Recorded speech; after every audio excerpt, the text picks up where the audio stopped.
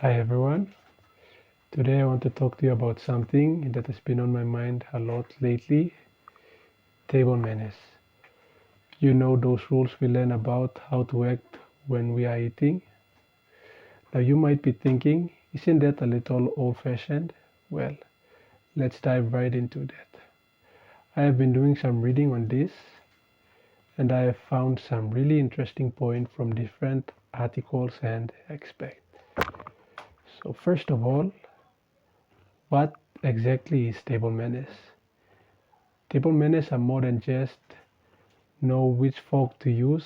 They are really about showing respect and consideration for the people you are eating with. One expert I read about, Cindy Post Senning, said that they are tools that can keep eating and mealtimes as pleasant as possible. Now think about it. When we use utensils properly, we are less likely to spill food. When we chew with our mouths closed, it makes mealtime more enjoyable for everyone around us. It is about making mealtimes a comfortable, shared experience. Now, some article talked about how good table manners can also build confidence. When you know how to behave in different social situations, like at a friend's house or a nice restaurant, you feel more comfortable and self-assured. It is an invaluable skill that serves you in many parts of life. So here are some basic examples of table manners.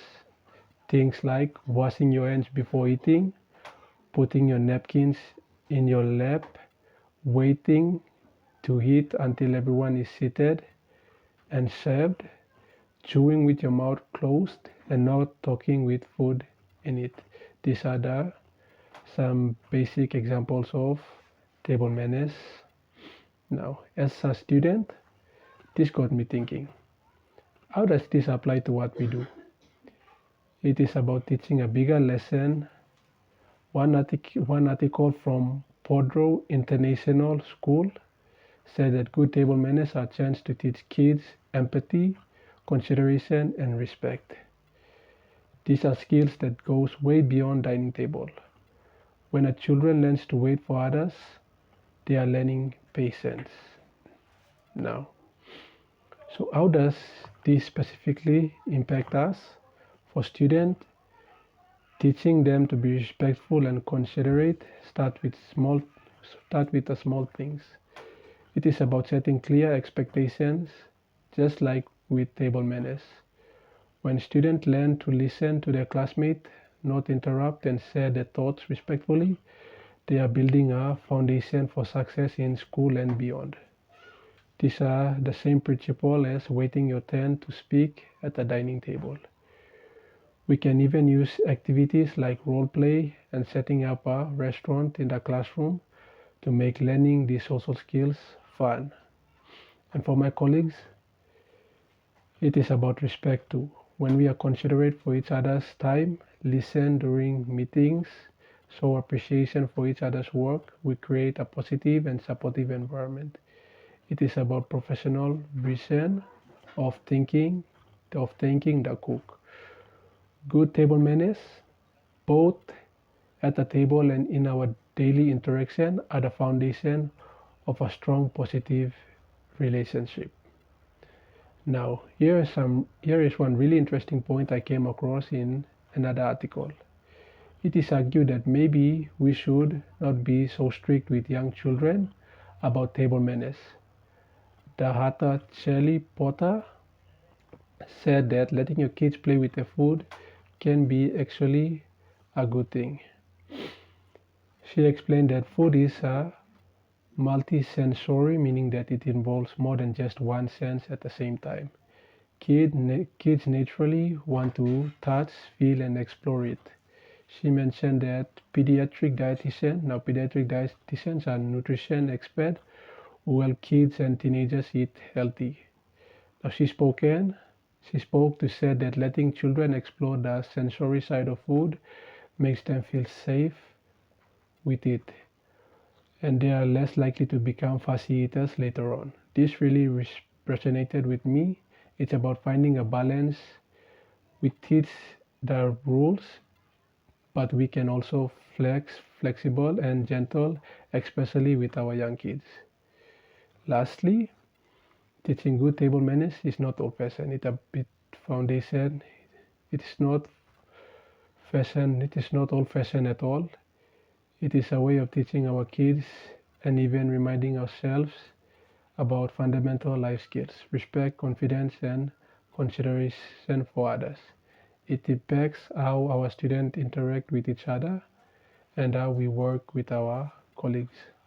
It's not about being perfect, it is about laying a foundation for future success. So let's make every meal and every interaction a chance to show we care. That's all for me. And the next point, my friend will elaborate more on that. That's all. Once again, hi everyone. I'm here to continue from my colleague has left. Table manners are the acceptable social customs for dining with others, encompassing how you use utensils, eat, and interact at the table to show respect, cleanliness, and consideration for your dining companions and host. Common rules include chewing with your mouth closed, not talking with food in your mouth, waiting for everyone to serve before eating, using utensils properly. So, key aspects of good table manners are considered as, which includes waiting for everyone to be served, fast food politely, being mindful of conversation. Next is clean lines and hygiene, washing hands before a meal and use your napkin properly are important aspects of good hygiene. Respect, respect and refinement. Good table manners demonstrate the respect for your host, dining partners, and showing a social awareness and upbringing. Next is comfortable dining environment. Follow etiquette helps ensure meal is a pleasant and relaxed experience of everyone. Common table manners includes before a meal, wash your hands, put your napkin in your lap, and wait for the host to give a signal to start. During the meal, chew with your mouth closed and avoid talking with food in your mouth. Take small bites and use your utensils correctly. Ask others to pass items instead of reaching across the table. Keep cell phone put away and out of sight. After meal, place your place your used silver on the plate in designated position and thank your host. The next is cultural variation. While the core principles of table manners are universal, cleanliness, respect, and consideration, specific rituals and customs can vary significantly between cultures. In general, the goal is to create a harmonious and enjoyable dining experience for everyone involved. To conclude your discussion on table manners, emphasize that they are a reflection of respect, consideration for others, and a way to create a pleasant dining experience. Recommended the effectiveness by explaining that good manners enhance social interactions, show gratitude, which contribute to a more comfortable and inclusive environment for everyone at a table, making meals enjoyable for both host and guest. To summarize the topic, number one is to respect. Table manners demonstrate respect for your host, follow dinners, and food itself. The next is consideration. Consideration show care for the comfort and enjoyment of everyone present. The next is civility. Good dining etiquette is a form of social grace that helps people feel at ease. Next is enhance social interaction. By following basic rules like not talking with your mouth full and engaging in a conversation, you contribute to positive atmosphere where everyone can connect and feel comfortable. The next one is demonstrate gratitude.